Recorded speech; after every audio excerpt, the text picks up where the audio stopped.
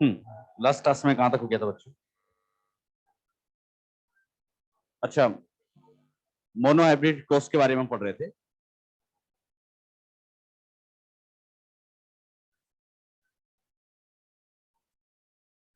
Last class के अंदर हमने जो मोनो हाइब्रिड क्रॉस समझा था, उस मोनो हाइब्रिड क्रॉस के अंदर बच्चों हमने समझ लिया था कि फिनोटाइपिक रेशियो जो आता है वो F2 जनरेशन में 3:1 आता है और जीनोटाइपिक रेशियो आता है 1:2:1।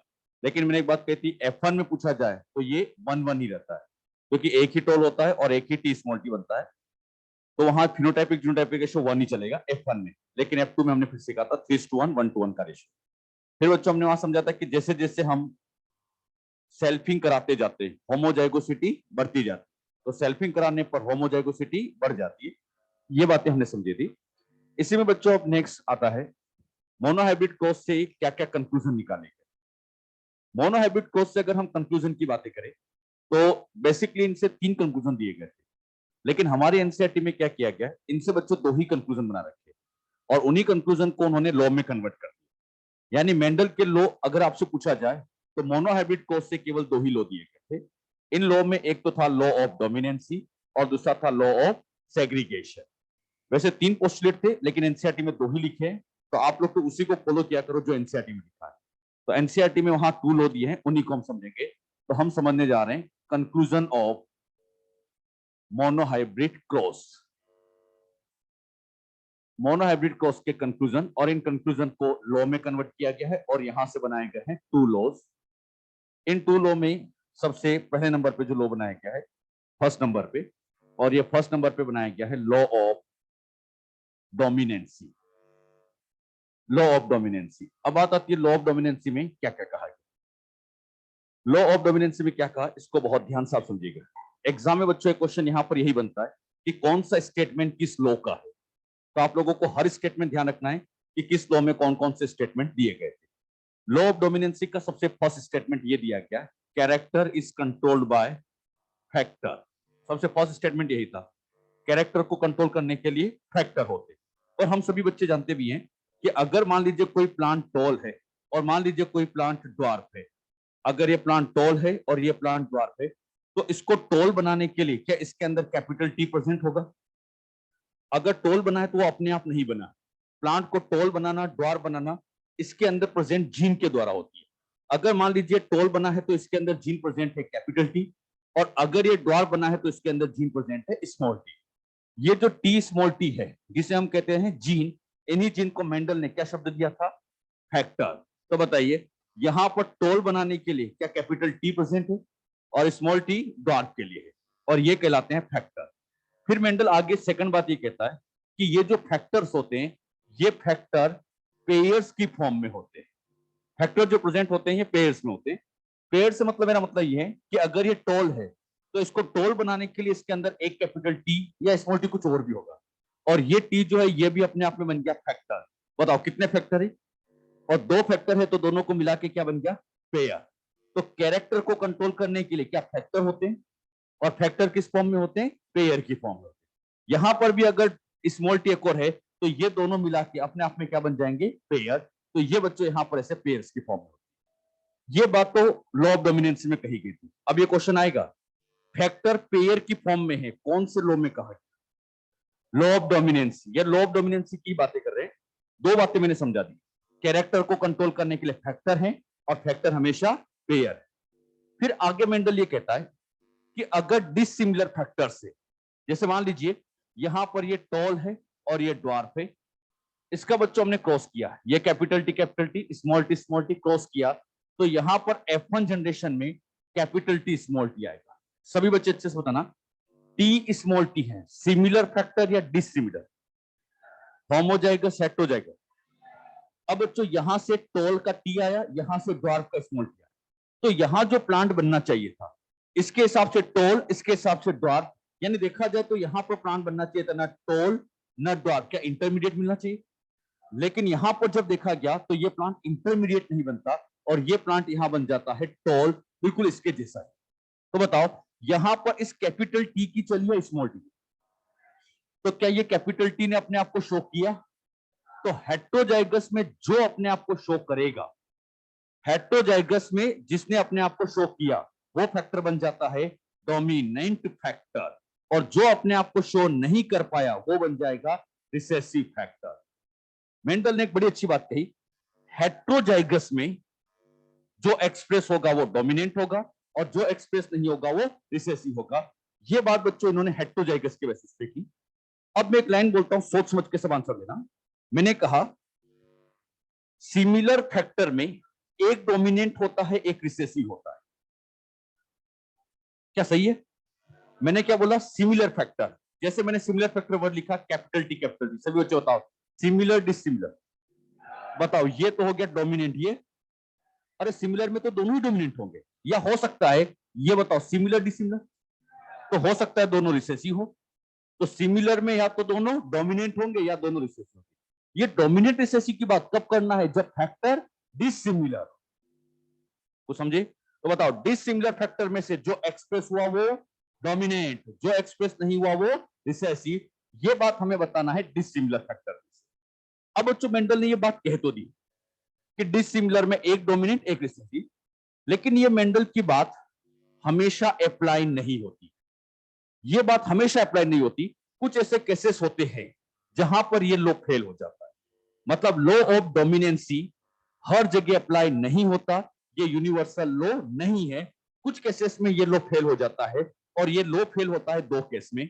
इन दो केस में सबसे पहला केस आता है इनकम्प्लीट डोमिनेंस, और दूसरा आता है कोडोमिनेंस। आगे बच्चों डिटेल में इनके बारे में हम पढ़ेंगे। इनकम्प्लीट डोमिनेंसी कोडोमिनेंसी दोनों हम पढ़ेंगे। बस एक हल्का सा पॉइंट समझ लो। मान लीजिए मैंने यहां पर एक अली लिखा A1, एक लिखा A2, बताओ होमोजाइगस या हेट्रोजाइगस? अरे हेट्रोजाइगस ये मेंडल ने कहा हेट्रोजाइगस में एक तो दूसरा, लेकिन कभी कभी, हमेशा नहीं, कभी कभी ऐसा होता है कि ये फैक्टर भी डोमिनेंट है और ये भी डोमिनेंट है। क्या दोनों डोमिनेंट हो गए? मेंडल तो कहता था इनमें से एक डोमिनेंट होना चाहिए, लेकिन कभी कभी दोनों ही डोमिनेंट हो जाते हैं। मतलब मेंडल की बात सही नहीं होती, क्योंकि दोनों डोमिनेंट हो गए। इसी कंसेप्ट को नाम दिया जाता है कोडोमिनेंसी। यानी जब जब कोडोमिनेंसी होगी मेंडल का ये लोग फेल हो जाएगा। इसी तरह से आगे बच्चों हम इनकम्प्लीट डोमिनेंसी को पढ़ेंगे। इस इनकम्प्लीट डोमिनेंसी का एक बहुत अच्छा एग्जांपल मैं आपको समझाऊंगा। Flower colour in Mirabilis jalapa. Mirabilis jalapa में फ्लावर कलर रेड होते हैं और व्हाइट होते हैं। जीनोटाइप RR स्मॉल r, शायद आप लोग को याद भी हो, कैपिटल R स्मॉल r का क्रॉस कराते हैं। ध्यान सुनना, मेंडल के अकॉर्डिंग, मेंडल की बात कर रहा हूं, मेंडल के अकॉर्डिंग क्या यहां रेड आना चाहिए? जो डोमिनेंट होगा वो आना चाहिए।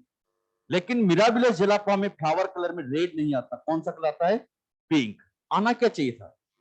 आता क्या है? ये पिंक इसलिए आ जाता है क्योंकि ये पूरी तरह से डोमिनेंट, और पूरी तरह से डोमिनेंट नहीं है मतलब इनकम्प्लीट डोमिनेंट। और जब ये इनकम्प्लीट डोमिनेंसी आई, पिंक कलर जैसे ही आया, मेंडल का लॉ फेल हो गया। तो बताओ मेंडल का लॉ कब तक अप्लाई है? जब तक कि हेट्रोजाइगस में से केवल एक एक्सप्रेस होना चाहिए, एक नहीं होना चाहिए।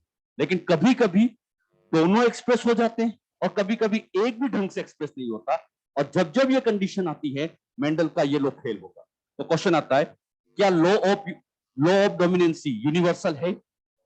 ये यूनिवर्सल नहीं है, हर जगह अप्लाई नहीं होता। बात समझ में? अच्छा, कौन से लॉ में कहा गया कैरेक्टर को कंट्रोल करने के लिए फैक्टर है? Law of dominance. इसमें यह भी कहा गया क्या फैक्टर पेयर की फॉर्म में होते हैं, और डिसिमिलर फैक्टर में से एक डोमिनेंट और एक रिसेसिव। ये बच्चों लॉ ऑफ डोमिनेंसी के पॉइंट थे। लॉ ऑफ डोमिनेंसी से खास बात यह है कि हम ये एक्सप्लेन कर सकते हैं कि F1 जनरेशन में कोई एक एक्सप्रेस होता है। ध्यान दीजिए, क्या यहां पर टी से तो टोल आना चाहिए, स्मॉल टी से ड्वार्फ आना चाहिए, लेकिन क्या प्लांट टोल बनता है? तो बताओ दोनों में से क्या कोई एक एक्सप्रेस हुआ? तो F1 में एक का एक्सप्रेस होना ये कौन से लॉ से एक्सप्लेन है? डोमिनेंसी। तो डोमिनेंसी इस बात को एक्सप्लेन करती है कि हेट्रोजाइगस में F1 में कोई एक ही एक्सप्रेस होता है, दोनों एक्सप्रेस नहीं होते। अच्छा, F2 में मैं आपसे पूछता डायरेक्टली, F1 से F2 में पूछता, बताओ कौन कौन आएंगे? क्या टोल और ड्रॉप दोनों आएंगे? तो F2 में तो दोनों आ जाते हैं, लेकिन F1 में केवल टोल ही आता है। तो F1 में टोल का आना ये कौन से लॉ की वजह से होता है? डोमिनेंसी, क्योंकि इसने अपनी डोमिनेंसी शो की तभी तो टोल आया। तो F1 में एक का शो होना, ये सब कुछ डोमिनेंसी की वजह से शो होता है। यही डोमिनेंसी F1 जनरेशन में 3:1 रेशो को भी एक्सप्लेन करती है। कैसे करती है इसको मैं थोड़ी देर बाद अभी आपको समझाऊंगा, थोड़ी देर बाद समझाऊंगा। पहले मैं एक लॉ और ले लेता हूं, law of segregation.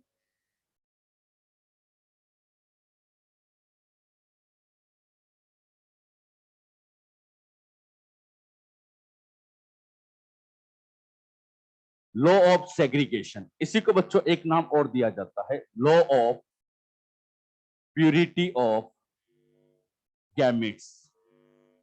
Law of purity of gametes, law of segregation कहे या law of purity of gametes कहे, बात देखिए। अब ये लॉ ऑफ सेग्रीगेशन में क्या कहा गया था, इसके बारे में बच्चों समझते हैं। यहां पर आप लोग सभी जानते हैं, इसमें सबसे पहले मैंने एक प्लांट बनाया और ये प्लांट हेट्रोजाइगस है।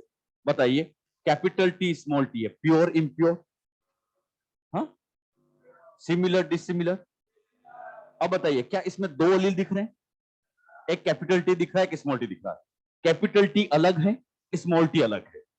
अब बच्चों मेंडल ने सबसे पहली बात यह कही सेग्रीगेशन में कि ये जो दोनों फैक्टर है टी स्मॉल टी, ये फैक्टर कभी भी ब्लेंडिंग शो नहीं करते, मतलब कभी भी मिक्सिंग नहीं होती। क्या ये दोनों फैक्टर आपको अलग अलग दिख रहे हैं? जब आज से 10 दिन बाद मैं आपसे पूछूंगा क्या ये टी स्मॉल टी अलग दिखेंगे? चलिए 50 दिन बाद पूछता तो अलग। मतलब ये फैक्टर आज अलग है, 10 दिन बाद अलग, 50 दिन बाद अलग, कभी भी ये मिक्स नहीं होते। मतलब कभी भी ऐसा नहीं होगा कि ये दोनों मिक्स होकर टी डैश बना ले, ऐसा कभी नहीं होता। बताइए, क्या कभी भी ब्लेंडिंग होती है? तो सबसे मेन पॉइंट, कभी भी ब्लेंडिंग नहीं होती। कौन से लॉ में कहा गया? Law of segregation. ये क्वेश्चन आएगा बेटे, कभी भी ब्लेंडिंग नहीं होती है, कौन से लॉ में कहा गया? Law of segregation. Law of segregation में पहला तो यह कहा कि ब्लेंडिंग नहीं होती है, ब्लेंडिंग होती नहीं, ब्लेंड नहीं होते।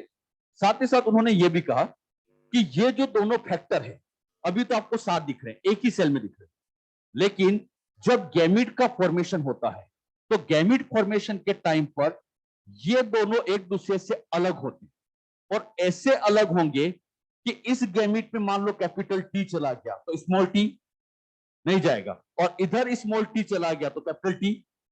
तो बताओ, गैमीट बनाते टाइम ये दोनों क्या आगे जाके अलग हो गए?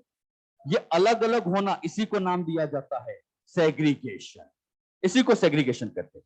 तो बताइए, गैमीट बनाते टाइम क्या दोनों अलग अलग हो जाते? और ये अलग अलग होना क्या कहलाता है? सेग्रीगेशन। सेग्रीगेशन का सिंपल मतलब सेपरेट होना। तो दोनों एक दूसरे से सेपरेट हो जाते हैं। अब एक बात नोटिस करिएगा, ये जो प्लांट है, क्या ये प्लांट इंप्योर है? अरे बोलो, टी स्मॉल टी है मतलब क्या है? इंप्योर। सोच समझ के जवाब देना। ये गैमीट प्योर इंप्योर, क्योंकि एक ही एलील है तो प्योर है। बताओ इसमें कितना एलील है? तो क्या ये भी प्योर है? तो बताओ ऑर्गेनिज्म के साथ, लेकिन गैमीट कैसे? तो क्या गैमीट हमेशा प्योर होते हैं? इसी बेसिस पे नाम दिया गया law of purity of gametes. और बात समझ में कि गैमीट्स हमेशा कैसे होते हैं? प्योर। मेरा क्वेश्चन आपसे, गैमीट हमेशा प्योर क्यों होते? हाँ, क्योंकि उनके अंदर केवल एक ही एलील होता है। सेग्रीगेशन की वजह से उसमें एक ही एलील होता है और एक एलील होने की वजह से वो प्योर होते हैं। फिर सुनना, क्या ऑर्गेनिज्म इंप्योर हो सकता है? ऑर्गेनिज्म इंप्योर हो सकता है, लेकिन बनने वाले गैमीट हमेशा प्योर ही होते हैं। और हमेशा प्योर क्यों होते हैं? एक ही एलील होता है, तो एक एलील होने की वजह से गैमीट्स हमेशा प्योर होते हैं। मेंडल की ये जो बात है कि गैमीट हमेशा प्योर होते हैं, एक ही एलील होते हैं, सेग्रीगेशन होता है, ये बात हर जगह अप्लाई है। हर जगह अप्लाई है मतलब ये लॉ यूनिवर्सल है, कहीं भी देखो हर जगह अप्लाई होता है। लेकिन एक गलती के टाइम पर ये लॉ फेल हो जाता है, और वो जो गलती होती है उस गलती को कहा जाता है नॉन डिसजंक्शन। तो जब जब नॉन डिसजंक्शन होती है, गलती होती है, ये लॉ ऑटोमेटिकली फेल हो जाता है। अब ये गलती कैसे होती है समझिएगा। आपको समझाने के लिए मैंने क्या किया, यहां पर सेल के अंदर ये एक क्रोमोसोम बनाया और ये क्रोमोसोम बनाया, इस पर लिखा कैपिटल टी, इस पर लिखा स्मॉल टी। ये क्रोमोसोम मान लेते हैं 1 1। मैंने आप लोगों को पहले भी सिखाया, क्या होमोलोगस क्रोमोसोम आमने सामने अरेंज होना चाहिए? और याद ना, मैंने सिखाया था टाइमोलॉजी के टाइम पे, होमोलोगस कैसे होना चाहिए? आमने सामने। जब यहां से गैमीट बनेंगे, सोच समझ के बताना, इधर से जब गैमीट बनेंगे इस सेल के अंदर, क्या कैपिटल टी चला जाएगा? ये ऊपर चला गया इस सेल के अंदर, बताओ इस सेल में क्या चला जाएगा? अब बताओ क्या प्रॉपर तरीके से अलग हुए?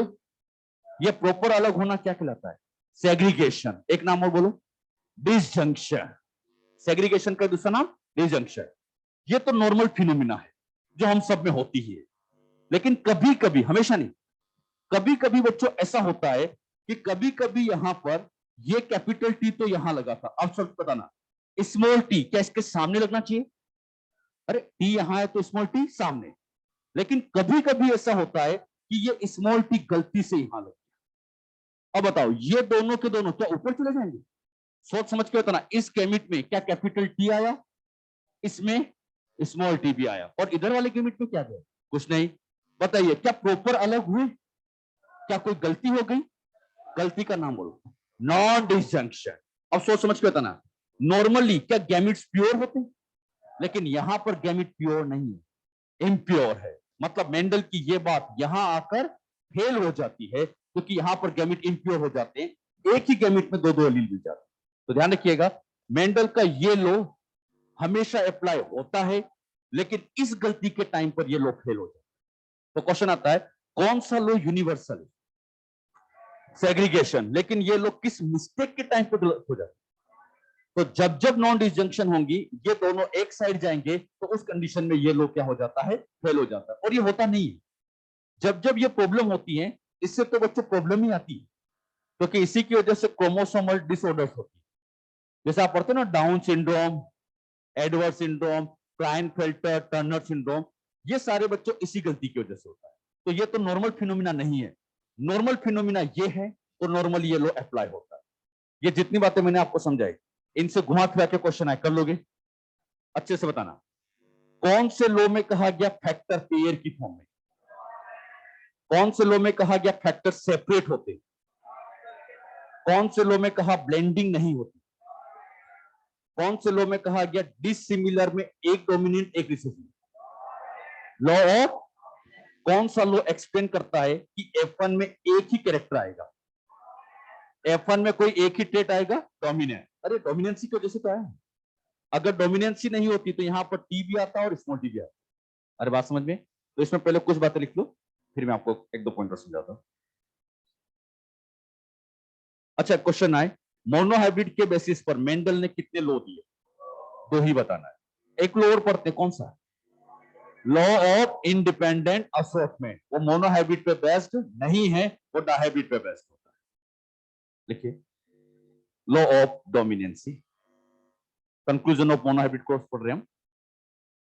लॉ ऑफ डोमिनेंसी देखिए, according to this law,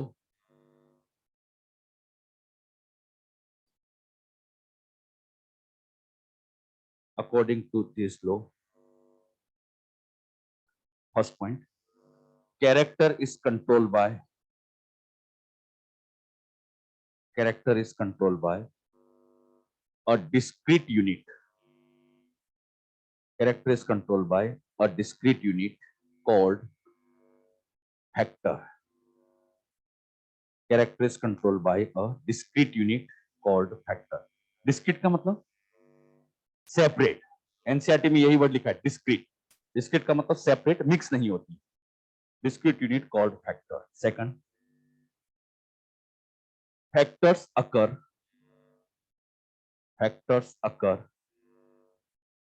in the form of pairs. Factors occur in the form of pairs. और तीसरा, in dissimilar factors, in dissimilar factors, one factor show, in dissimilar factors, one factor show their expression, one factor show their expression called dominant factor, one factor show their expression called dominant factor, and which one is not show, and which one is not show called recessive factor, called recessive factor. आगे लिखिए, law of dominancy explain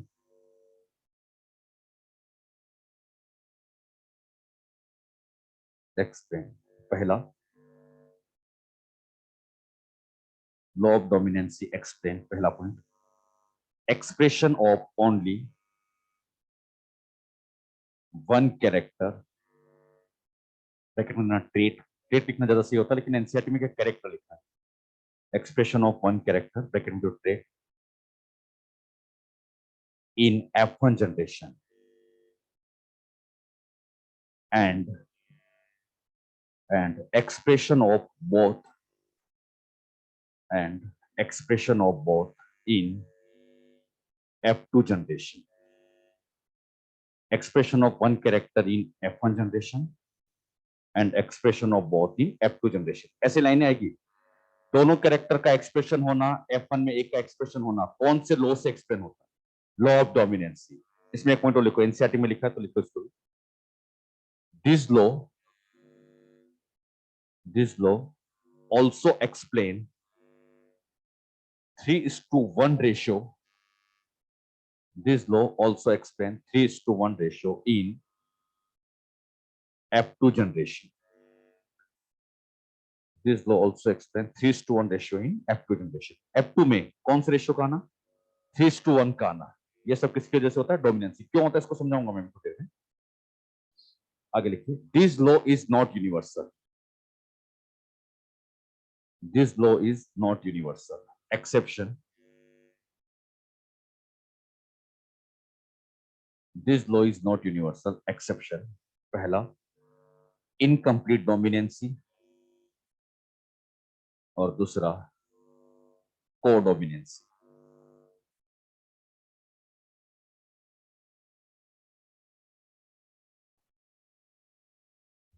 next, law of segregation,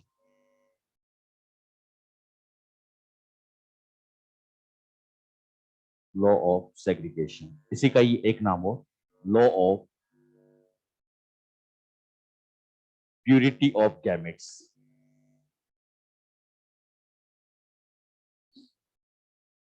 law of purity of gametes.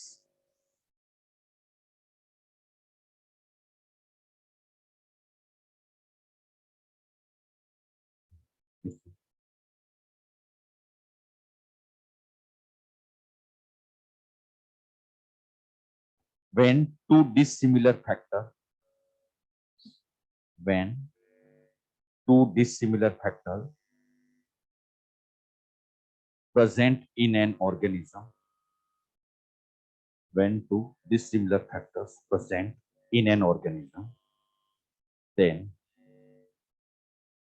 पहला point, factors never show any blending, factors never show any blending, factors never show any blending। और दूसरा, at the time of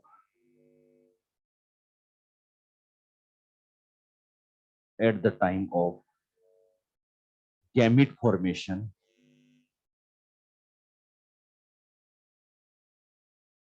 at the time of gamete formation, both factors separate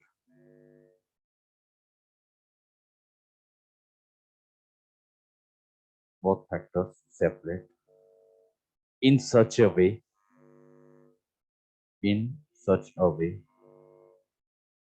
by this one gamete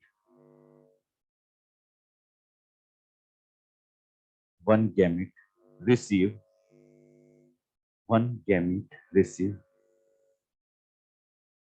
only one factor,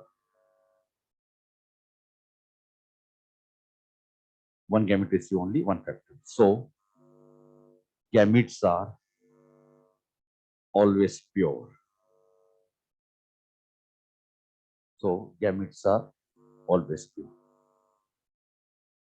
clear. इसको ऐसे बना भी लो बेटा, T small T segregation होता है, एक तरफ कैपिटल टी एक तरफ स्मॉल टी। अच्छा, क्वेश्चन आता है, टी स्मॉल टी में से इस कैपिटल टी बनने के चांस क्या 50% आ जाएगा? बताओ, इसके बनने के चांस 50%। तो एनसीईआरटी पढ़ो कैसे मिलेगा कि टी स्मॉल टी में से कैपिटल टी आने के चांस 50%, 50%। दो गैमेट बन रहे हैं तो 50-50 बनने के चांस दोनों के।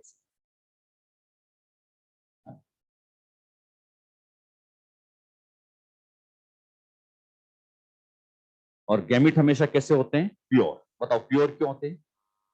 एक ही एलील होता है। क्या ऑर्गेनिज्म इम्प्योर होता है?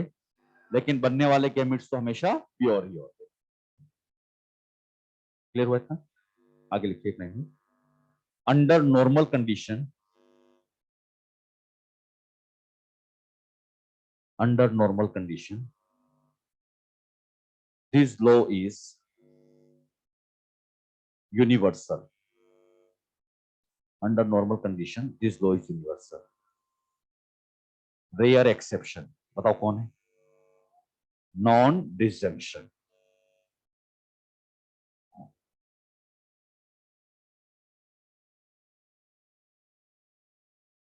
Non disjunction.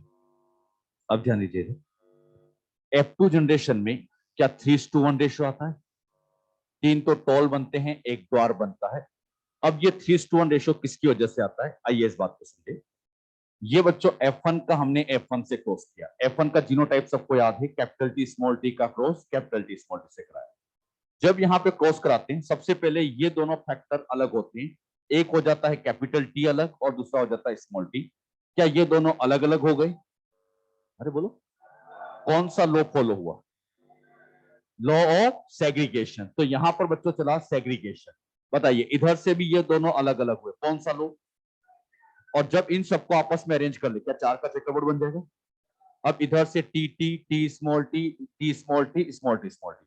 अब यहां से देखिए, क्या यहां से स्मॉल टी सेग्रीगेट हुआ? इधर से स्मॉल टी सेग्रीगेट हुआ। और जैसे ये दोनों स्मॉल टी साथ में आए, ये प्लांट यहां बन गया ड्वार्फ। तो इस ड्वार्फ को लाने में देखा जाए तो सेग्रीगेशन का ही रोल, क्योंकि यहां से स्मॉल टी सेग्रीगेट हुआ, यहां से स्मॉल टी सेग्रीगेट हुआ, बस आपस में मर्ज हो गए तो ड्वार्फ आ गया। डोमिनेंसी का रोल नहीं है। डोमिनेंसी तो तब काम आती है जब डिसिमिलर फैक्टर्स। यहां तो सिमिलर फैक्टर ही है, क्या इसमें डोमिनेंसी काम आती है? तो बताओ, इस ड्वार्फ को लाने के पीछे रीजन सेग्रीगेशन या डोमिनेंसी? तो ये जो वन आया है, ये वन किसकी वजह से आया? सेग्रीगेशन। अब सही बच्चे होता ना, ये प्लांट तो जानते हो आप लोग टॉल ही होगा, लेकिन यहां पर ये तो है टॉल ये, लेकिन प्लांट कैसा बना? अब मैं नहीं बताऊं किसकी वजह से। क्या यहां डोमिनेंसी काम आई? मतलब इसको टोल बनाने में किसका रोल है? डोमिनेंसी। इधर भी यहां पर भी टोल बना, किसकी वजह से? तो बताओ, डोमिनेंसी की वजह से टोटल टोल कितने हो? तो इन टोल को तीन बनाने में किसका रोल है? डोमिनेंसी। तो इन टोल को तीन करने में मेन रोल डोमिनेंसी का है। तो क्या 3:1 में डोमिनेंसी काम आई?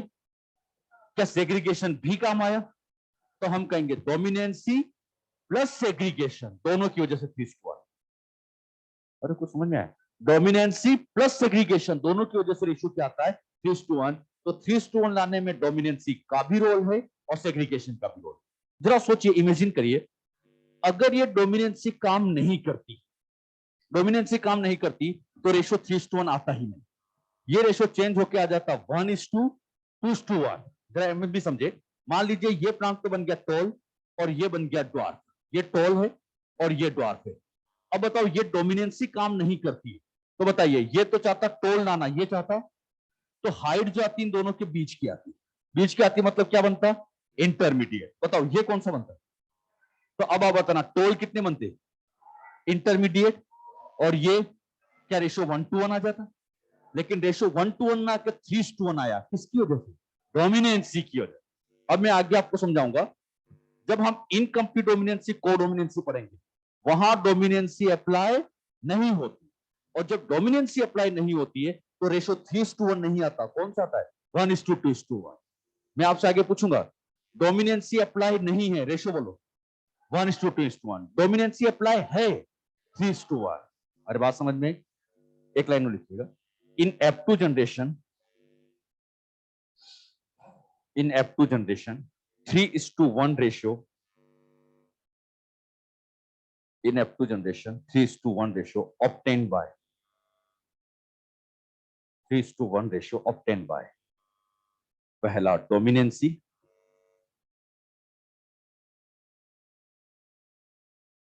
और दूसरा सेग्रीगेशन। अच्छा, आपके एनसीईआरटी में किस में लिखा है डोमिनेंसी? तो कभी ऐसा क्वेश्चन आ जाए 3:1 एक्सप्लेन बाय, आंसर डोमिनेंसी लगा के आ जाना, बिल्कुल डोमिनेंसी लगा देना, क्योंकि हम तो एनसीईआरटी को फॉलो करेंगे। एनसीईआरटी में डोमिनेंसी लिखा है तो हम भी डोमिनेंसी लगा देंगे। क्लियर? कुछ बुक में सेग्रीगेशन को प्रायोरिटी देते हैं, लेकिन हमारे लिए तो एक ही बुक है एनसीईआरटी। एनसीईआरटी ने कहा डोमिनेंसी तो हमने भी कह दिया डोमिनेंसी। क्लियर? अच्छा, डॉर प्लांट आने का पीछे रीजन सेग्रीगेशन, तो ये पॉइंट भी लिख लो। इन F2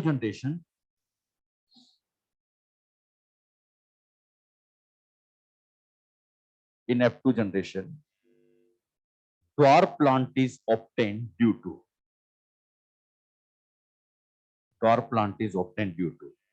क्या आएगा आंसर? सेग्रीगेशन, क्योंकि ड्वार्फ लाने में डोमिनेंसी का कोई रोल नहीं, ड्वार्फ आने के पीछे रीजन तो सेग्रीगेशन। समझ गए? अब इनसे रिलेटेड क्वेश्चन आए, कर लोगे? ये तो मैं अभी तक आपको इसका थ्योरेटिकल पार्ट समझा रहा था। अब बच्चों हम लेते हैं कुछ इसका न्यूमेरिकल सेक्शन। तो मोनोहाइब्रिड क्रॉस से क्या क्या न्यूमेरिकल बनते हैं, आइए उनके बारे में समझें। लिखिए सबसे पहला क्वेश्चन। अच्छा, मोनोहाइब्रिड क्रॉस के क्वेश्चन बहुत आसान होते हैं और आते भी एग्जाम में यही है। ज्यादा भारी भरकम क्रॉस आज के टाइम पे एग्जाम में नहीं आ रहे, आप भी देख रहे हैं, बहुत ज्यादा पेपर टफ नहीं बन रहा है। तो एग्जाम में भी क्वेश्चन बहुत सिंपल सिंपल मोनोहाइब्रिड बेस पे आते हैं। तो मैं आपको मोनोहाइब्रिड क्रॉस की प्रैक्टिस करा रहा हूँ। क्वेश्चन भी बहुत आसानी होते हैं, लेकिन आंसर कोई नहीं बोलेगा, क्योंकि इसका तो क्वेश्चन लिखते ही आंसर आ जाता है। आप में से आंसर नहीं बोलना है जब तक मैं नहीं पूछूं। क्लियर? लिखिए, an impure toll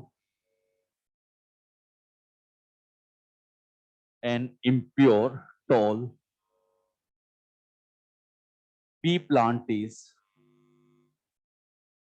crossed with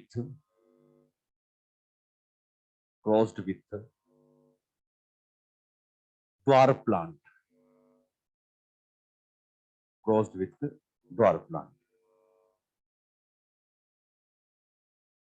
and produce 200 offspring, find out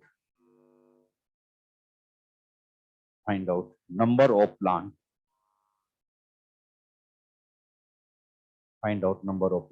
have पहला impure tall phenotype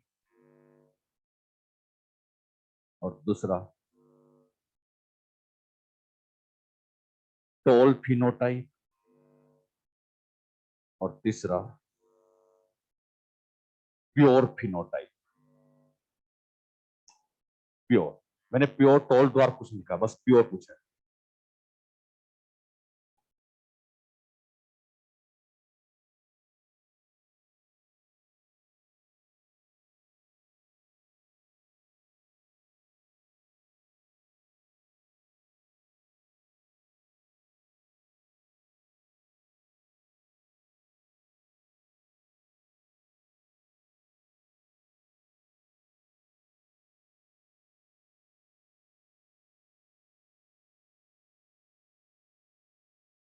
आ गया होगा आंसर अब तक तो? हाँ, इन क्वेश्चनों को सोल्व करना बहुत आसान है, कोई बड़ी बात नहीं है। बस यहां पर जीनोटाइप सही लिखो और क्रॉस करा दो।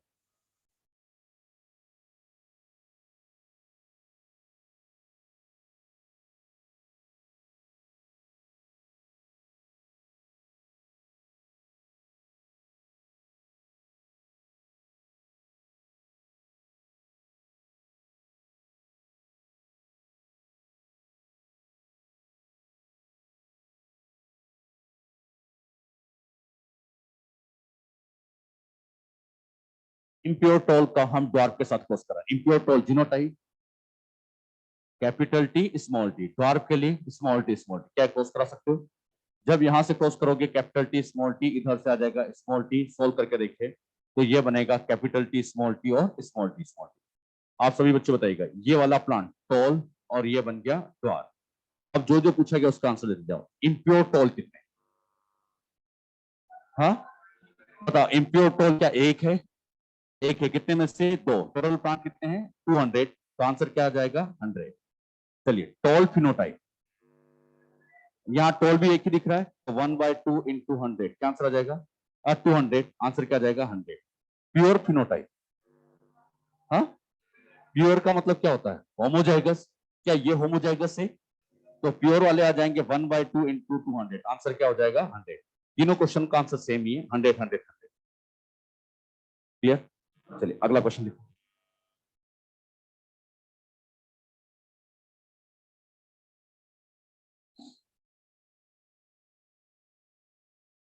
लिखिए,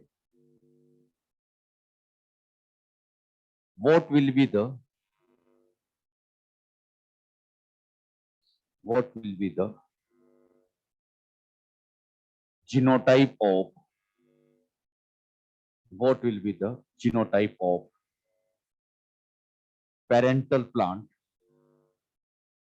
What will be the genotype of parental plant if they have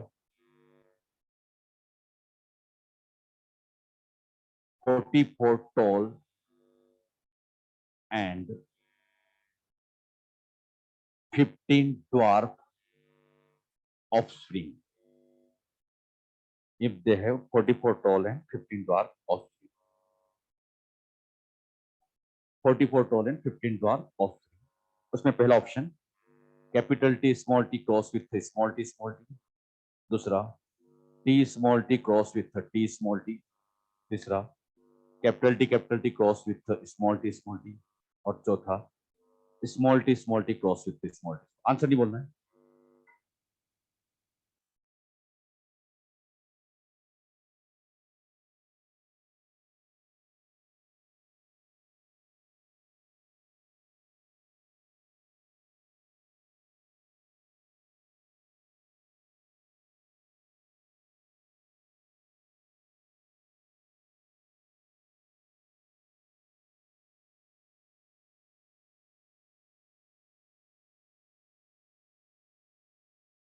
आगे आंसर क्या आएगा? हाँ, समझ गए? बताइए, टॉल और ड्वार्फ में रेशियो हमें 15:44, मतलब क्या रेशियो है? 3:1। अब आप सोचते हैं सर 15 इंटू 3 तो 45 होता है। 44 है, एक हाथ कम ज्यादा हो सकता है ना? हाँ, एक तो गाय खा जाती है ना, तो रेशियो थोड़ा बहुत अप्रोक्स चलता है। अब इसमें से आपको 3:1 चाहिए, इसको सोल्व करोगे तो इसको जब सोल्व करोगे टी स्मॉल टी इधर से स्मॉल टी, तो यहां पर बन गया T small T small T small T. बताओ, ये प्लांट टॉल और ये बन गया ड्वार्फ, तो आ तो गया टॉल ड्वार्फ। लेकिन क्या ये टॉल वर्सेस ड्वार्फ 1:1 आया? हमें 1:1 नहीं चाहिए, हमें तो 3:1 चाहिए। तो ये तो हटाई दो, इस वाले को सोल्व करो।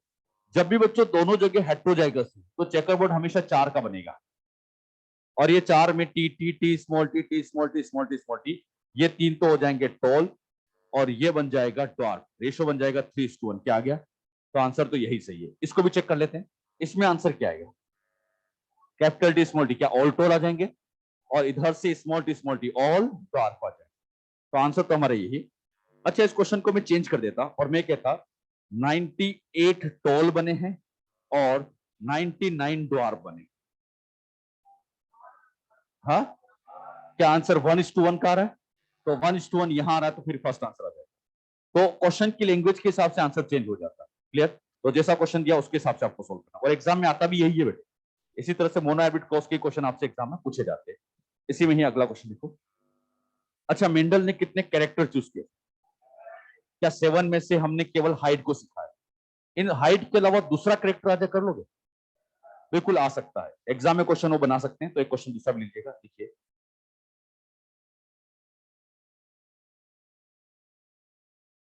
अ pure a pure violet flower t plant is crossed with white flowered plant. Pure violet flower plant is crossed with white flower plant. and produce thousand offspring in F2 generation. Produce thousand offspring in F2 generation.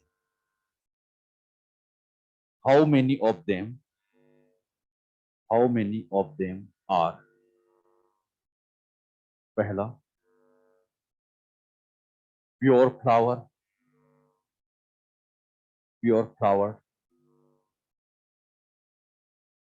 दूसरा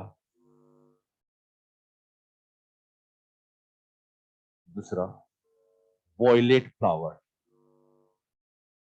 solve कर।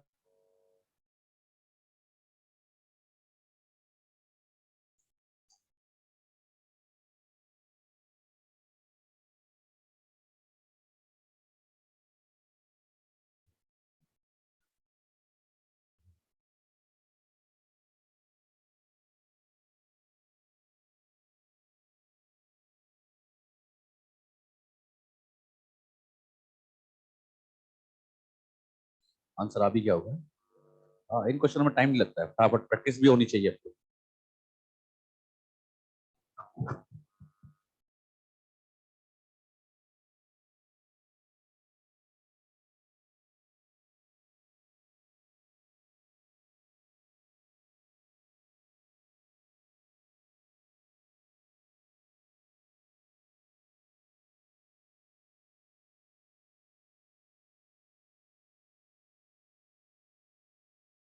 आगे answer, pure कितने बने? 500 और violet 750।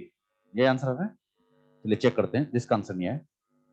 Pure violet बताओ, genotype capital W capital W। Even आप capital V भी ले सकते हैं, कैपिटल P कुछ भी आपको पसंद है वो ले सकते हैं। समझाने के लिए मैंने WW लिया क्योंकि आपके एनसीईआरटी में वॉयलेट को W से इंडिकेट किया, इसलिए मैंने वही ले लिया। वॉइड के लिए यहाँ पर ले लिया स्मॉल w। अच्छा, इन दोनों का क्रॉस कराएंगे तो यहाँ बनेगा कैपिटल W स्मॉल w। अच्छा, यहाँ पर W स्मॉल w में से W की चलेगी, बताओ कौन सा कलर आ जाएगा? तो आंसर तो वॉयलेट आएगा। बताइए ये कौन सी जनरेशन है? F1। क्या क्वेश्चन में F2 लिखा है? तो हमें जाना है। अगर मैं इस क्वेश्चन में से F2 कट कर दूं तो आंसर यही खत्म है। ये बात ध्यान सुनो, बच्चे इसमें बहुत परेशान रहते हैं कि सर F1 में निकाले, F2 में लिखा है। जैसा क्वेश्चन में कहा है, अगर क्वेश्चन में F2 का है तो F2 में जाएंगे, और क्वेश्चन में F2 का नाम ही नहीं है तब तो फिर आप यहीं पे डायरेक्ट सोल्व करें। क्लियर? अच्छा, अब यहां पर इसकी करा देंगे सेल्फिंग। जब सेल्फिंग कराएंगे तो W small w cross with W small w, और चार का बड़े इजीली चेकर बोर्ड बना सकते हो, जो बनेगा WW W small w W small w small w small w। अब इनमें से मैंने पूछा प्योर कितने? प्योर मतलब होमोजाइगस। क्या ये प्योर है और ये प्योर है? तो बताइए, प्योर टोटल बने हैं 2 आउट ऑफ 4, टोटल प्लांट है 1000। सोल्व करोगे तो आंसर आ गया 500। अगले नंबर पूछा मैंने वॉयलेट कितने। अच्छा, वॉयलेट कितने? क्या ये वॉयलेट है, ये वॉयलेट और ये वॉयलेट, तो ये तीनों यहां पर वॉयलेट है, तो वॉयलेट की नंबर आ जाएगी 3 आउट ऑफ 4, टोटल प्लांट 1000 है, और सोल्व करोगे तो आंसर आ जाएगा 7। कर सकते हैं ऐसे क्वेश्चन। अच्छा, ये तो बच्चों मैंने वॉयलेट फ्लावर लिया, हो सकता है आपसे एग्जाम में वो सीड कलर का ले ले, सीड शेप का ले ले, कोई भी पूछा जा सकता है और किसी भी तरह का वो एग्जाम में क्लोज दे सकता है। इसी जेनेटिक्स को अगर हम ह्यूमन पर अप्लाई करें, कर सकते हैं। मैंने आपको ह्यूमन के जेनेटिक्स में कुछ नहीं समझाया, लेकिन क्वेश्चन तो आता है, लिखिए। और आप क्वेश्चन के आंसर भी दोगे बेटा, क्योंकि तरीका सब सेम है। ऐसा नहीं कि प्लांट की जेनेटिक्स अलग है, एनिमल की अलग है, जेनेटिक्स तो वही है। एनिमल प्लांट सबके लिए कॉमन ही होती है। मतलब जेनेटिक्स जो पार्ट है ये बॉटनी में भी आ जाता है और जूलॉजी में भी आता है, इसलिए इसके क्वेश्चन दोनों में मिलेंगे आपको, दोनों सेक्शन, सेक्शन ए भी मतलब बॉटनी वाले पार्ट में भी और जूलॉजी वाले पार्ट में। लिखिए, in human being brown I colour, in human being brown I colour is dominant over, brown eye color is dominant over blue eye color. Brown eye color is dominant over blue.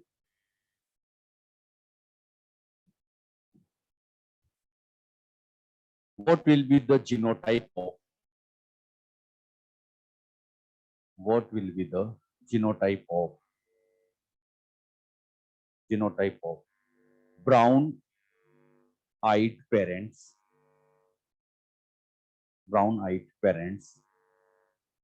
if they have blue eyed child. Option देते हैं। पहला capital B cross with small b. दूसरा B small b cross with small b. तीसरा B small b cross with B small b. और चौथा small b cross with small b. सोच समझ के आंसर देना, एक से ज्यादा आंसर भी हो सकते हैं, दिमाग लगाओ।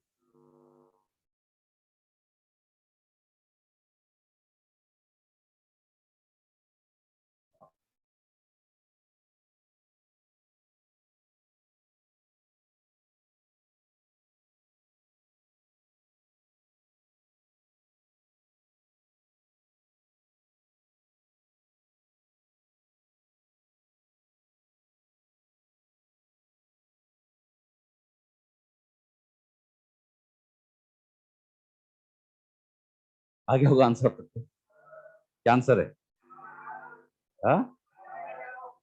Second, third, only third. हाँ, सेकंड नहीं हो सकता। क्यों नहीं हो सकता ये समझते हैं। क्योंकि क्वेश्चन में कहा है ब्राउन आइट पेरेंट।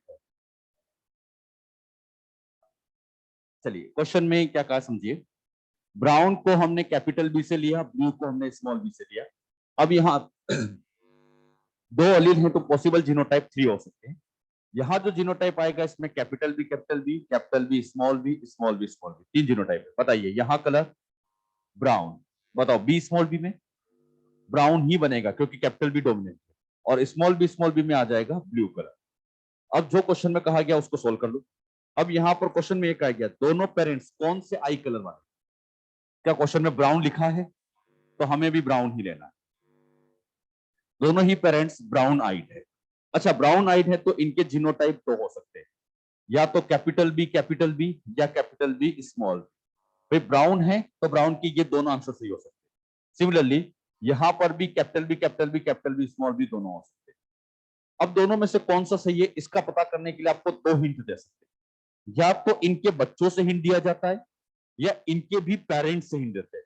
कुछ क्वेश्चन में मैं इनके पेरेंट्स से दिलाऊंगा, कुछ क्वेश्चन में इनके बच्चों से भी दिलाएंगे।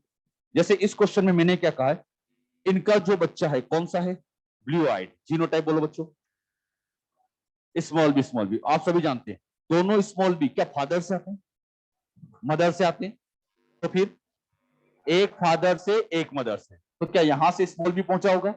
ये नहीं हो सकता। और यहां से भी स्मॉल बी पहुंचा होगा तो ये नहीं हो सकता, क्योंकि स्मॉल बी होगा तभी ब्लू वाला बच्चा बन सकता है। तो बताइए आंसर क्या बनेगा? B small b. अच्छा ये वाला आंसर क्यों नहीं हो सकता? क्योंकि ये तो ब्राउन हो जाएगा लेकिन ये तो ब्लू हो जाएगा, क्योंकि पेरेंट्स का आई कलर कौन सा दिया है, ब्राउन दिया है। सेकंड आंसर नहीं हो सकता। इसलिए मैंने जानबूझ के ऑप्शन दिया था कि आप कंफ्यूज हो। आंसर इसमें ओनली थर्ड ही है ना, सेकंड नहीं।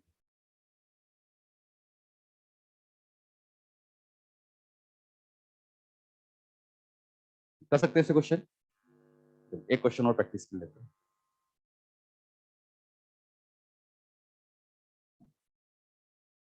अच्छा अब ये आपको सबको याद भी रखना है कौन सा कलर डोमिनेंट होता है, ब्राउन या ब्लू। अब ये बार बार क्वेश्चन में नहीं लिखा जाएगा ना, ये अपने आप को समझदारी दिखानी है। आंसर यही रहेगा, ब्राउन डोमिनेंट। देखिए a brown eyed male a brown eyed male has blue eyed mother.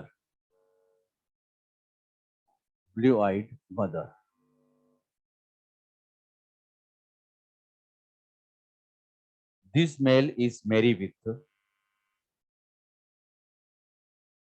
this male is married with brown eyed female.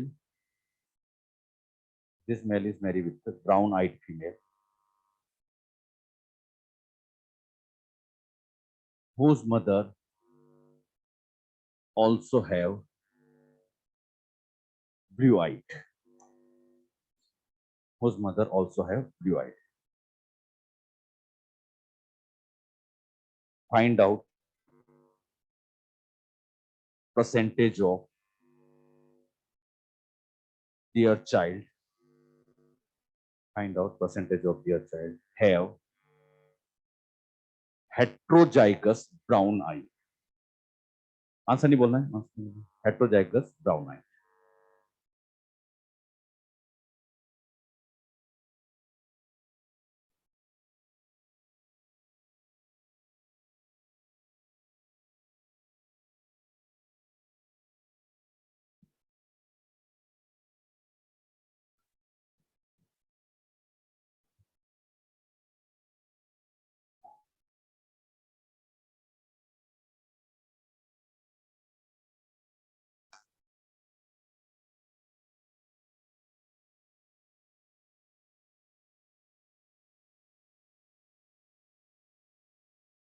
आगे आंसर,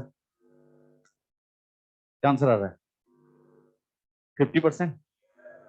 50% आ रहा होगा. इन क्वेश्चनों में कोई दम नहीं है, बस यहाँ पर जीनोटाइप लिखना आना चाहिए. बाकी क्रॉस करके सोल्व करने में कोई बड़ी बात नहीं. इन क्वेश्चनों को प्रैक्टिस करने का पर्पस एक ही है. ब्राउन है तो दो पॉसिबिलिटी है, आइदर कैपिटल बी और कैपिटल बी स्मॉल. अच्छा, फीमेल भी ब्राउन आइड है तो बी स्मॉल बी. अब कौन सा सही है? हिंट दे रखी है. हिंट ये दिया कि इनकी मदर ब्लू आइड है, मतलब स्मॉल बी स्मॉल बी. अब यहां से एक ने एक स्मॉल बी तो यहां पहुंचेगा, तो ये नहीं हो सकता. अच्छा, मदर, इनकी मदर भी ब्लू आइड है तो यहां पर एक स्मॉल बी यहां आएगा, तो ये नहीं हो सकता. अब बच्चों क्वेश्चन में कोई दम नहीं बचा. इधर से बी स्मॉल बी, इधर से बी स्मॉल बी, सोल्व करोगे चेकर बोर्ड 4 का बनेंगे. दोनों तरफ हेड हो जाएगा तो 4 का चेकर बोर्ड बना लिया करो. Capital b capital b capital b small b capital b small b small b small b. अच्छा, कलर यहां बनेगा ब्राउन ब्राउन ब्राउन और ब्लू. मैंने कौन सा पूछा आपसे? हेट्रोजाइगस ब्राउन पूछा है. ब्राउन में भी हेट्रोजाइगस ब्राउन पूछा है. अच्छा, ये तो हो नहीं सकता. क्यों? होमोजाइगस है. तो हेट्रोजाइगस ब्राउन तो ये दोनों, ये हेट्रो, तो आंसर क्या आ जाएगा?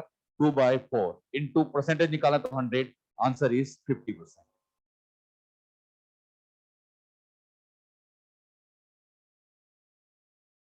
बस एक एक लाइन के क्वेश्चन होते हैं, कोई ज्यादा टाइम नहीं लगता इन क्वेश्चन. और आते भी मैंने कहा ना एग्जाम में यही है, मोनोहाइब्रिड ही आता है एग्जाम.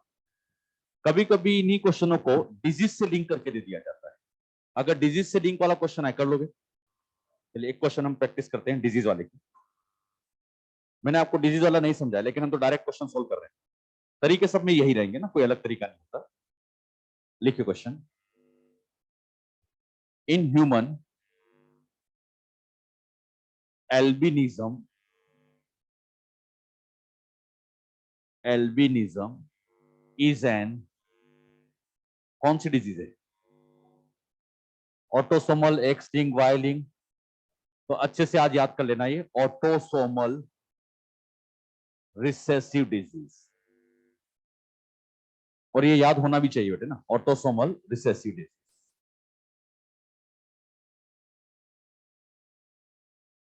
आगे लिखिए. The first child of,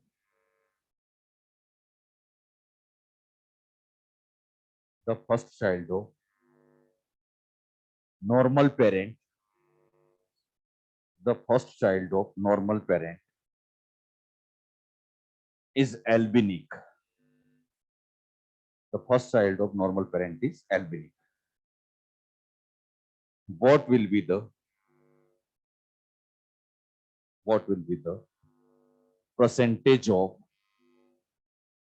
what will be the percentage of their second child, what will be the percentage of their second child to be, to be normal?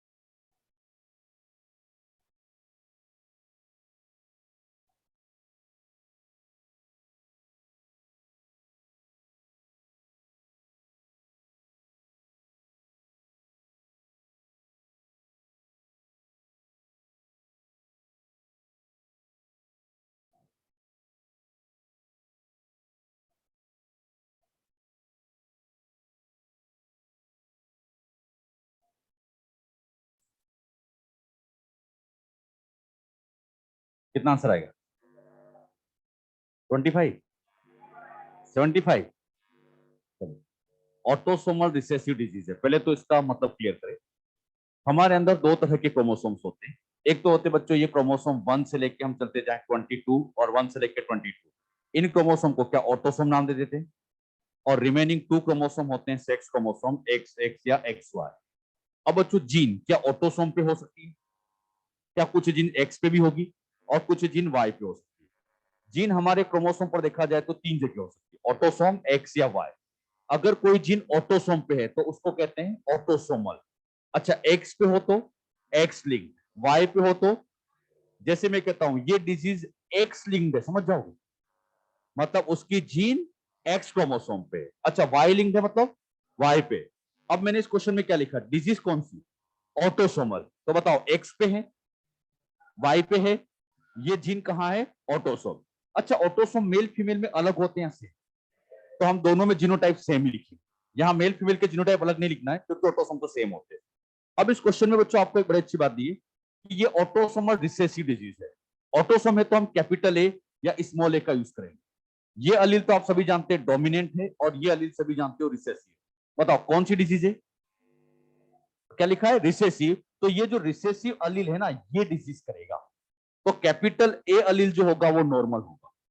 ये ध्यान रखना, जरूरी नहीं कि हमेशा स्मॉल ए से डिजीज हो, कैपिटल ए से भी हो सकती है। अगर डोमिनेंट डिजीज है तो कैपिटल ए डिजीज करेगा। लेकिन हमने कौन सी डिजीज ली है? रिसेसिव। तो रिसेसिव अलील की वजह से डिजीज हो।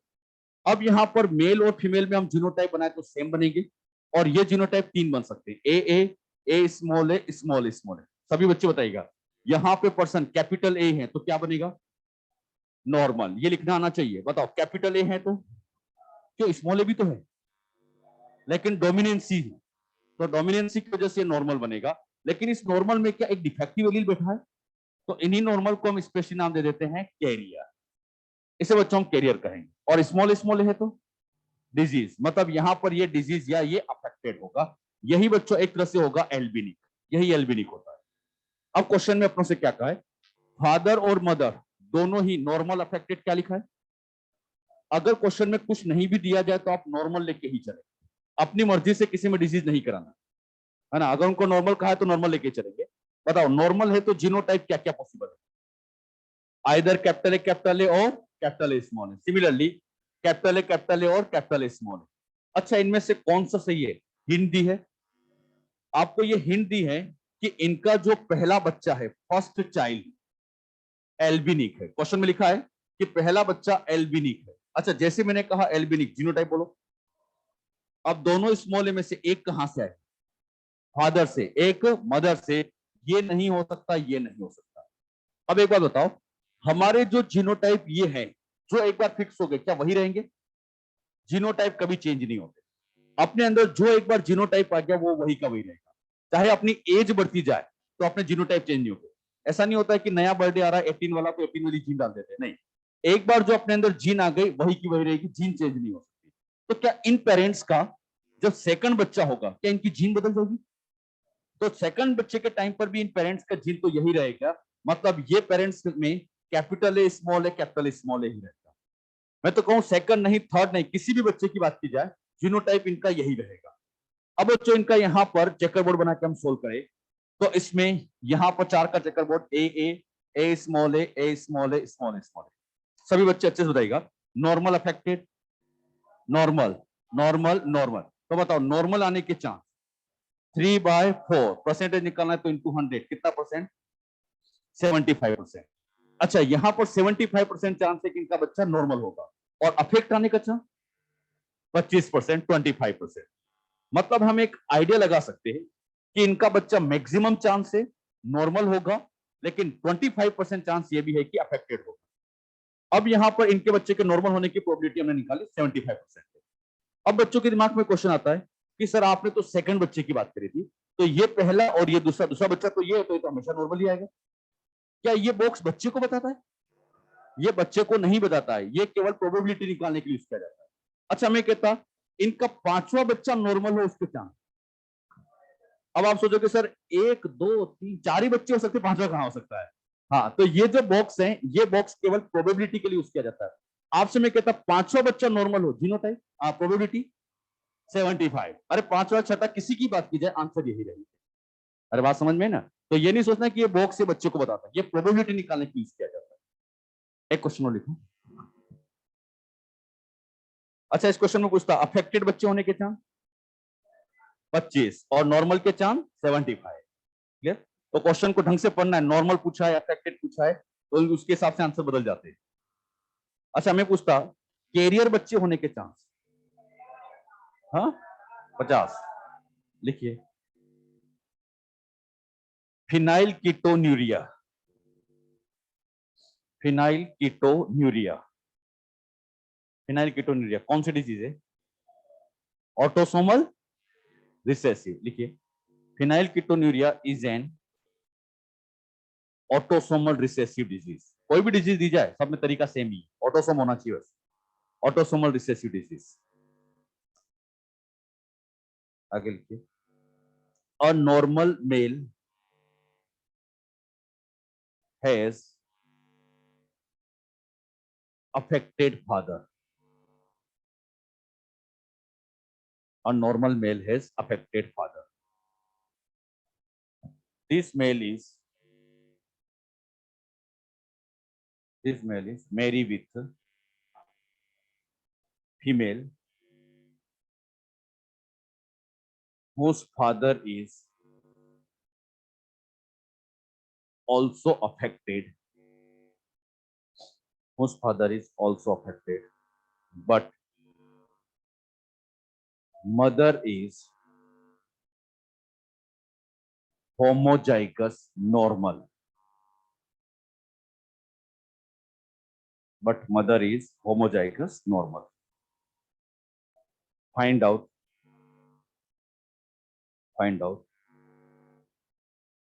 percentage of their child. Find out percentage of their child to be carrier of this disease. Answer नहीं बोलना है, to be carrier of this.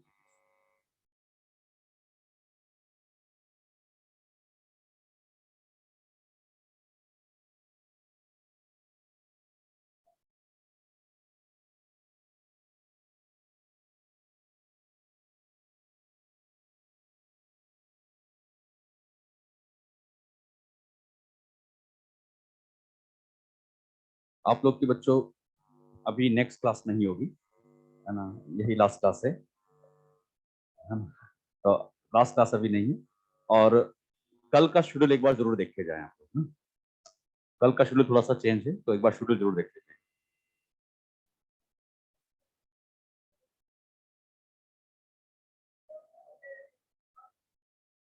इसका आंसर आ गया, कितना आंसर आएगा? 50%। यहां पर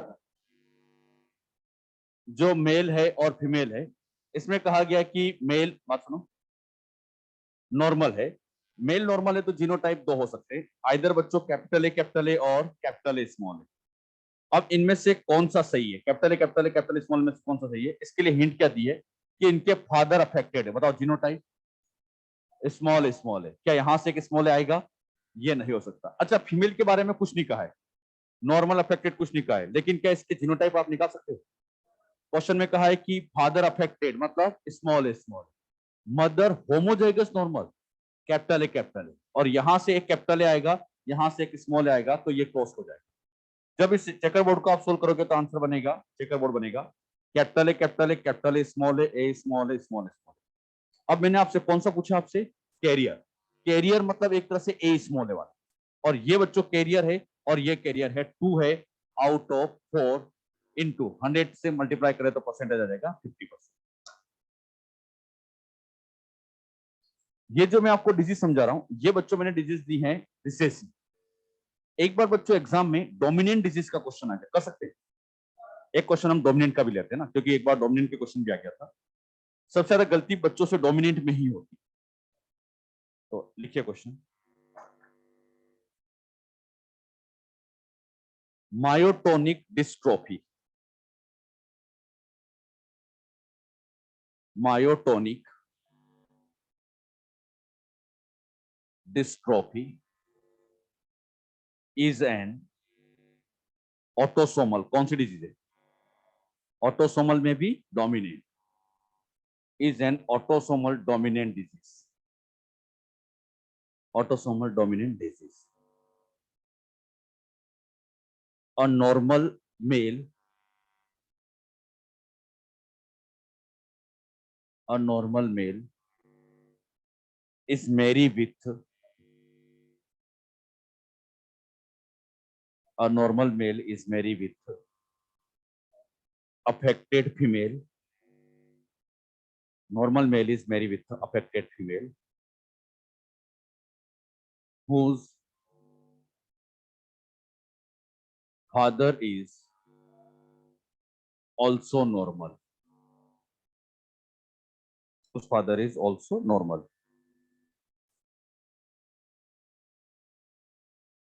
Find out percentage of their child to be homozygous normal, to be homozygous normal. Answer नहीं बोलना है, सोल्व करो.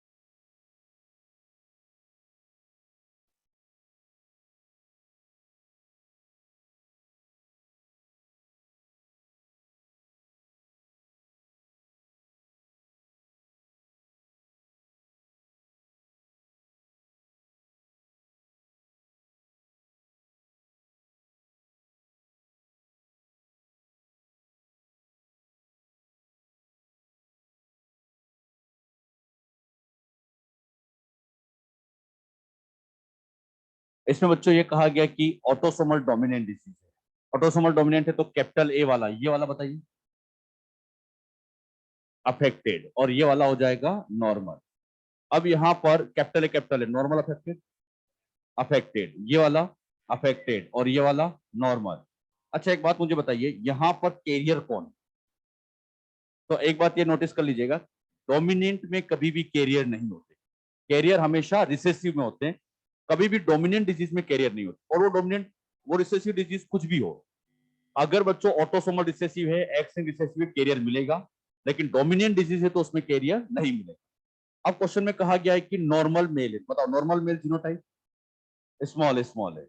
अब यहां पर इसका क्रॉस किया गया अफेक्टेड फीमेल के साथ. अफेक्टेड का जीनोटाइप कैपिटल ए स्मॉल. दोनों में से कौन सा सही है? क्या हिंदी है?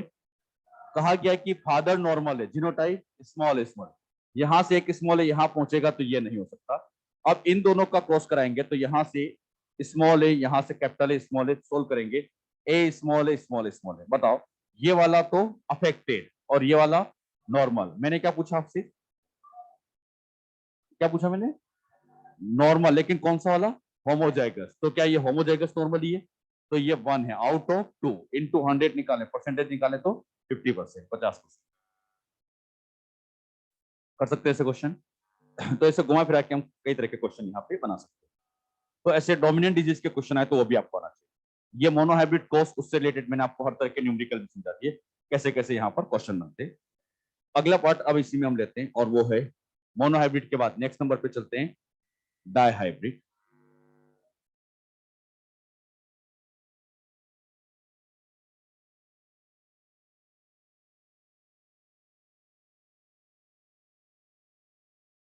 डाइहाइब्रिड कोर्स बच्चों उस कोर्स को कहेंगे जिसमें हम 2 कैरेक्टर्स ले या 4 ट्रेड्स लेकर स्टडी करें.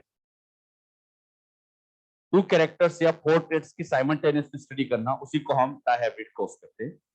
ये तो हो गया ना कंप्लीट.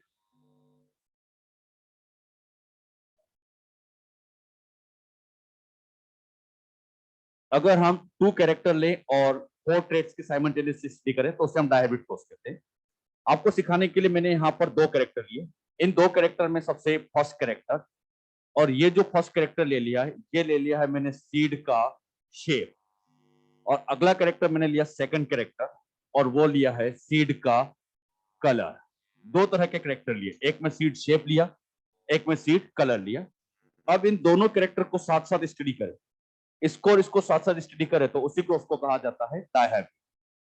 अब बच्चों जब हमें डायहैबिट कोर्स करना है तो ध्यान दीजिएगा, मेंडल ये डायहैबिट कोर्स करना क्यों चाहता था, पर्पस क्या था। मेंडल का सबसे मेन पर्पस ये था कि जब ये कैरेक्टर अगली जनरेशन में जाएगा, पेरेंट्स से जब ये कैरेक्टर बच्चों में जा रहा होगा, तो इस दूसरे वाले कैरेक्टर के ऊपर डिपेंड करता है या नहीं करता है, इसके साथ कोई इंटरेक्शन करता है या नहीं करता है, ये जानना चाहते हैं। मतलब जब ये अगली जनरेशन में जा रहा होगा तो ऐसा तो नहीं कि इसके साथ कोई इंटरेक्शन कर रहा है या नहीं कर रहा है, वो ये चेक करना चाहते हैं। मेंडल ने जब पूरा डायहैबिट कोर्स परफॉर्म किया तो उन्हें पता चला कि इस कैरेक्टर की इनहेरिटेंस से पूरी तरह से इंडिपेंडेंट होती है। मतलब ये कैरेक्टर अपने रास्ते जाएगा और ये कैरेक्टर अपने रास्ते जाएगा। अच्छे से बताना, इंटरेक्शन करेंगे या नहीं करेंगे। तो बताओ, दोनों कैरेक्टर एक दूसरे पर डिपेंड, इंडिपेंडेंट, और इसी बेसिस पे एक लॉ बनाया गया, लॉ ऑफ इंडिपेंडेंट असॉर्टमेंट। अब बच्चों यहां पर हम 2 कैरेक्टर्स ले रहे हैं, मेंडल ने इसे 7 कैरेक्टर लिए। अगर मैं 7 कैरेक्टर के ऐसे डायहैबिट कोर्स बनाता जाऊं तो टोटल डायहैबिट कोर्स 21 बनते। लेकिन मैंने एक बात समझाई थी, मेंडल ने सारे 21 डायहैबिट कोर्स नहीं किए। उसने बच्चों जितने भी डायहैबिट कोर्स किए थे, ऐसे कोर्स किए थे जिनकी जीन अलग अलग क्रोमोसोम पे थी। कुछ याद है सर? अगर मेंडल सारे 21 डायहैबिट कोर्स कर लेता तो बहुत बड़ी प्रॉब्लम में फंस जाता।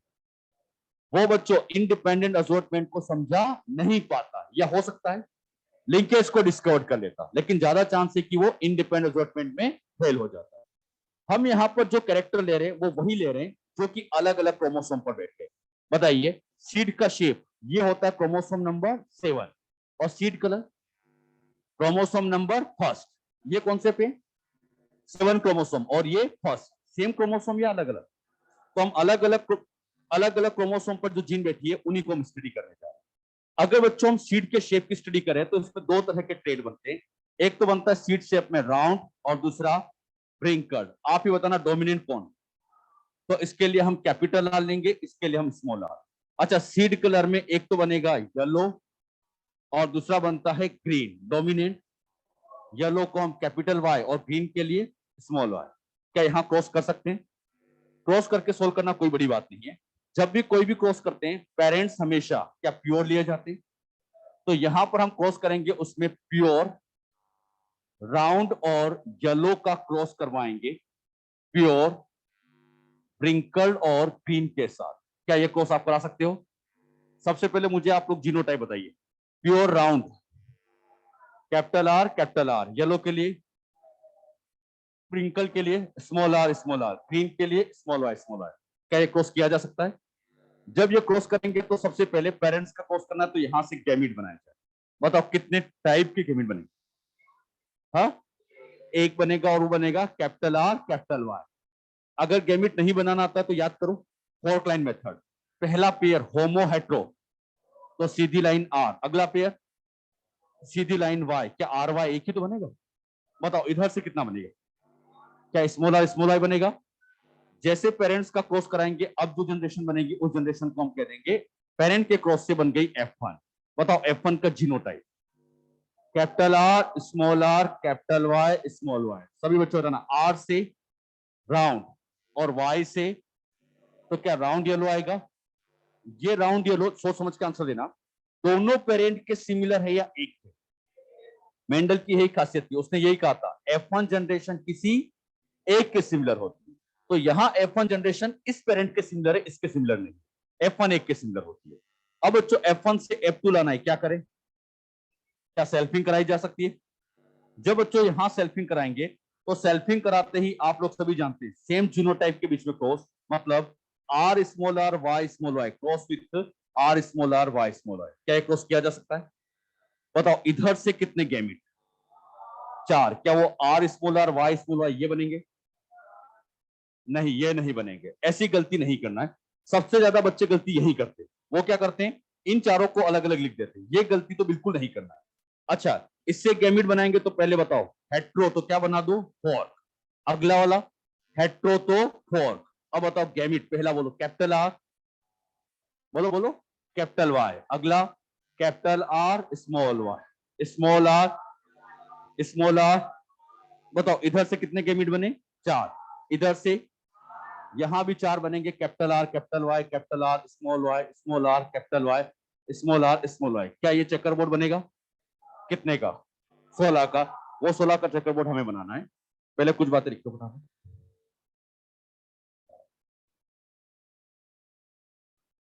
देखिए डायबिट को उसका मतलब study of two characters oblique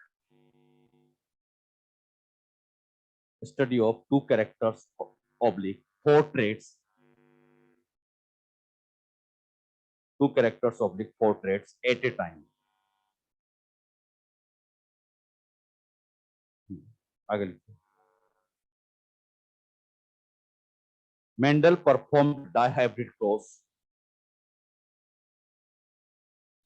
Mendel performed dihybrid cross to know the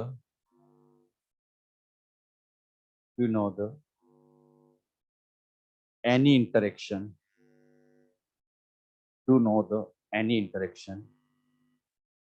among the character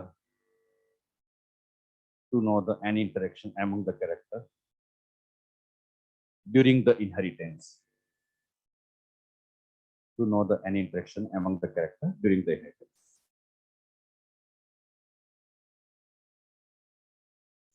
Mendel never performed all 21. Mendel never performed all 21 dihybrid cross. Never performed all possible 21 dihybrid crosses of 7 characters.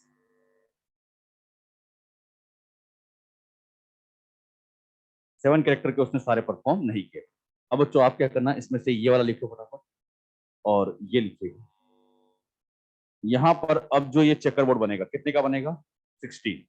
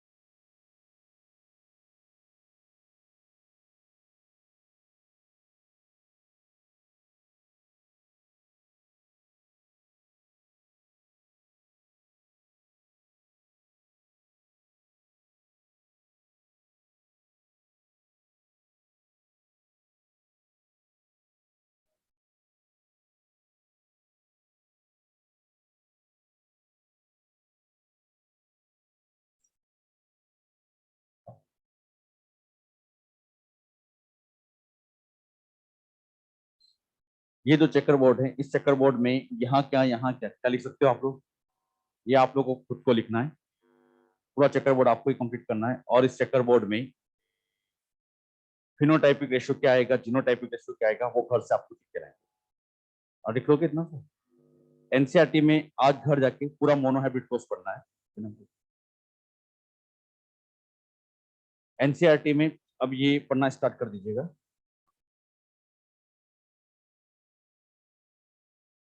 यहां से बच्चों पूरा Mendel's law of inheritance, यहां से लेके ये पूरा सातों कैरेक्टर, ये सब कुछ आपको रीड करना है यहां तक, लॉ ऑफ सेग्रीगेशन तक। तो लॉ ऑफ सेग्रीगेशन तक का पूरा पार्ट आप रीड करिएगा, और बहुत आसान है, इसमें कोई ज्यादा भारी भरकम बातें नहीं लिखी है, तो बहुत इजी वे में लिखा है, तो आप लोग इसको पूरा पढ़िएगा। अगली क्लास में इसके, ये तो थोड़ी देर में फिनोटाइपिक जीनोटाइपिक रेशो तो आप कैसे लिख के लाएंगे, अगली क्लास में इसके न्यूमेरिकल हम सोल्व करेंगे, फिर आगे हम इनकम्प्लीट डोमिनेंसी कोडोमिनेंसी वो सब पढ़ेंगे। आज के लिए बच्चों इतना ही।